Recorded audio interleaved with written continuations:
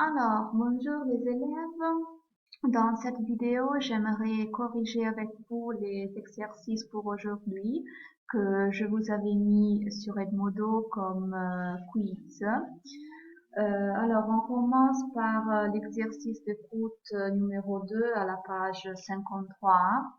Malheureusement, je ne peux pas vous faire écouter l'enregistrement parce que de cette façon, on aurait une acoustique très mauvaise. Donc, je laisse tomber ça, mais je vous invite à le réécouter à partir de l'enregistrement que je vous avais mis sur Edmodo. Donc la phrase numéro 1, la chambre de Paul est plus petite que la chambre de son copain, est vraie. Et au contraire, la deuxième est fausse. La chambre de Paul est plus grande que la chambre de son copain, c'est exactement le contraire, donc c'est faux. La chambre de Paul donne sur la cour et la chambre de Paul donne sur le jardin sont tous les deux faux, parce que si je me rappelle bien, l'enregistrement disait que la chambre de Paul donnait sur la rue. Donc elles sont tous les deux fausses. Paul a la télévision dans sa chambre, c'est vrai. Paul a le téléphone dans sa chambre, faux. Paul a des jeux vidéo dans sa chambre, vrai. Et le copain de Paul n'a pas de jeux vidéo, c'est faux. Parce qu'il disait, moi aussi, j'ai des jeux vidéo. Donc c'est faux. D'accord? Après, on avait à la page 56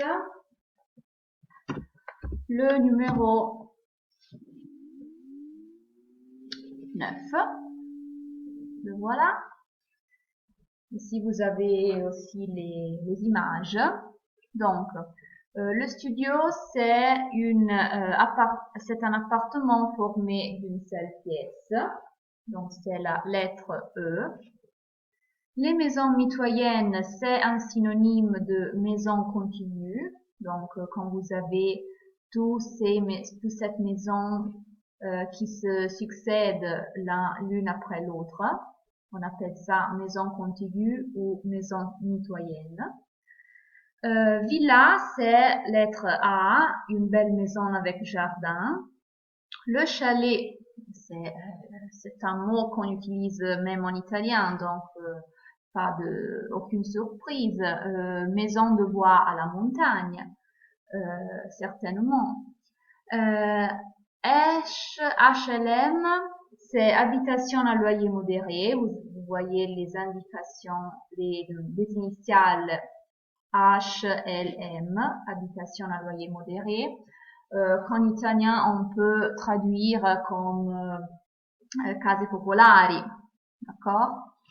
Et l'immeuble, c'est un grand bâtiment urbain à plusieurs étages. Donc, una grande costruzione, un grande palazzo urbano su più piani. D'accord? Après, on avait l'autre exercice d'écoute à la page 137. Si je me rappelle bien.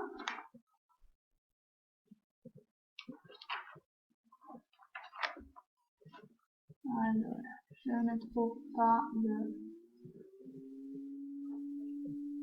Ah, ok, d'accord, c'est à la page suivante. Non. Donc le voilà, on avait le numéro 1 à la page 137. Même chose pour cet exercice-ci. Je vous invite à réécouter l'enregistrement que je vous avais mis sur Edmodo pour contrôler les réponses. Alors, la dame cherche un appartement avec une petite cuisine, c'est faux. Elle cherche un appartement avec une grande cuisine. Elle veut 2 chambres, c'est vrai, parce qu'elle dit je voudrais 2 chambres sur un jardin. Elle veut 2 salles de bain, c'est faux. Elle dit je voudrais une salle de bain. Elle ne veut pas de garage, c'est faux, parce qu'elle veut de garage. L'agence propose 2 appartements, c'est vrai. Le premier appartement est au premier étage, c'est faux. Le premier appartement est au 3e étage. Le deuxième appartement est au 2e étage, c'est vrai. Le premier appartement a un garage, vrai. Ils sont tous les deux dans le centre-ville, c'est faux. C'est seulement le deuxième qui est dans le centre-ville. La dame va les visiter, c'est vrai. D'accord? Donc ça, c'est la correction. Ok? Et après, on a le dernier, le numéro 3 à la page 138, la maison d'Olivier. Donc, on avait dans ma maison, il y a combien de chambres? 3. 1, 2, 3. La chambre de ma sœur est à côté de ma chambre. Donc, on a ces 2 chambres-ci. Toutes les 2 ont un balcon. Vous voyez, tous les 2 ont un balcon. La chambre de mes parents, vous voyez la double chambre, est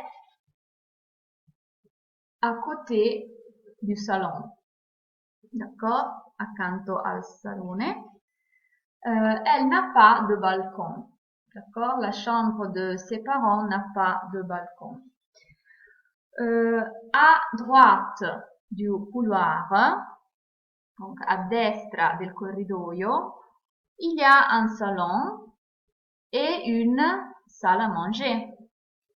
La petite cuisine donne sur la salle à manger. Nous avons aussi un débarras où ma mère range les produits pour l'entretien. Nous n'avons pas de jardin et pas de garage. Les 2 derniers, vous pouvez les interchanger comme vous voulez. Ce n'est pas grave. D'accord? Donc ça, c'est la correction des exercices. À bientôt pour une explication de grammaire.